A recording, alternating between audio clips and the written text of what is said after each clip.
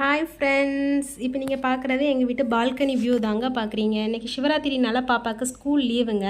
அதனால் இன்றைக்கி நான் லஞ்சுமே பொறுமையாக தான் பண்ண போகிறேன். நான் இன்றைக்கி என்ன லஞ்ச் பண்ண போகிறேன்னா, இடி சாம்பாரும் சைட் டிஷ்ஷுக்கு அப்பளமும் தாங்க பண்ண போகிறோம். எங்கள் வீட்டில் வந்து இடி சாம்பார், அப்பளம் இந்த ரெண்டுமே எல்லாத்துக்குமே ரொம்ப பிடிக்கும். அதனால் இன்றைக்கி நானுமே அதுதான் பண்ண போகிறேன். மோஸ்ட்லி கன்னியாகுமரி டிஸ்ட்ரிக்டில் வந்து சாம்பாருக்கு எல்லா காயுமே போட்டு தாங்க நாங்கள் பண்ணுவோம். இதுவே நம்ம ஒரு கடையில் போய் சாம்பார் காயின்னு கேட்டாலுமே அவங்க எல்லா காயுமே போட்டு தான் தருவாங்க. நானுமே இன்றைக்கி அப்படி தான் எல்லா காயும் போட்டு தாங்க சாம்பார் பண்ண போகிறேன். இன்றைக்கி நான் வந்து இந்த சாம்பாரில் டேஸ்ட் என்ன அப்படின்னா, நம்ம வீட்டில் வந்து ஹோம்மேட் மசாலா நம்ம திரிக்கிறோம்ல, அதுதாங்க அந்த டேஸ்ட்டு. இதுவே இது நம்ம இப்போ எப்போவுமே நம்ம வைக்கிற சாம்பாருக்கும் இந்த இடி சாம்பாருக்கும் நிறைய டிஃப்ரென்ஸ் இருக்குது. நம்ம இடி சாம்பார் வச்சு டேஸ்ட்டு பார்த்துட்டோம் அப்படின்னா நம்ம அந்த இடி சாம்பாரை விடவே மாட்டோம். எப்போவுமே இதுவே யூஸ் பண்ணுற மாதிரி இருக்கும். அவ்வளவு டேஸ்ட்டாக இருக்குங்க அந்த இடி சாம்பார். இந்த இடி சாம்பாருக்கு வந்து நான் என்ன பண்ணுறேன்னா, ஒரு சின்ன கப் 200 கிராம் பருப்பு எடுத்து குக்கரில் போட்டு 4 விசில் எடுத்துக்கிறேங்க. இது சிங்கிள் லோ ஃப்ளேமில் வச்சிங்கன்னா சிங்கிள் விசில் போகிறோம். நான் வந்து ஹை ஃப்ளேமில் வச்சு 4 விசில் எடுத்துக்கிட்டேன். அந்த விசில் வரதுக்கு பருப்பு வேகிறதுக்கு முன்னால் நாங்கள் வந்து ஹோம்மேட் மசாலா திரிச்சு வைக்க போகிறேங்க. இதுக்கு என்னெல்லாம் தேவை அப்படின்னா, வத்தல், அரிசி, வெந்தயம், மல்லி, ஜீரகம், மிளகு, அதுக்கப்புறம் ஒரு சின்ன துண்டு காயம், மஞ்சள் பொடி, இவ்வளோ வந்தாங்க. இப்போ வந்து அதுக்குள்ளே நம்ம இதை வந்து வத்தலையும் அரிசியும் நம்ம ஃபஸ்ட்டு கொஞ்சம் எண்ணெய் ஊற்றி தனித்தனியாக ட்ரை ரோஸ்ட் பண்ணி எடுத்துக்கணும். அப்புறம் எல்லாமே சேர்த்து போட்டு ட்ரை ரோஸ்ட் பண்ணி எடுத்து நல்லா ஆறுனதுக்கப்புறம் நல்லா ஃபைன் பவுடராக அரைச்சி எடுத்து வச்சுக்கணுங்க.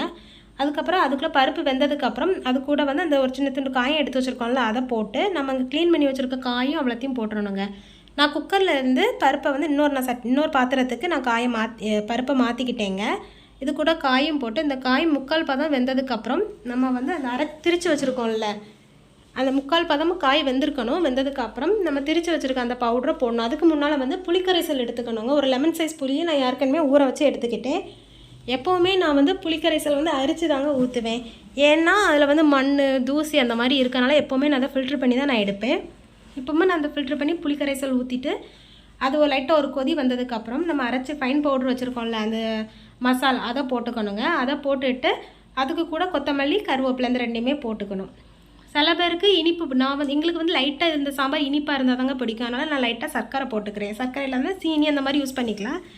காரமாக தான் வேணும் அப்படின்னா அந்த சர்க்கரை, ஜீனி இந்த ரெண்டுமே போட வேண்டாம். நம்ம மசால் பொடி வந்து காரத்துக்கு ஏற்ற மாதிரி நம்ம மசால் பொடி போட்டுக்கணுங்க. போட்டுட்டு அதை நல்லா எல்லாத்தையும் சேர்த்து கலரி விட்டதுக்கப்புறம் இந்த பச்சை வாசனை போகிறது வரைக்கும் நல்லா கொதிக்க வைக்கணும்.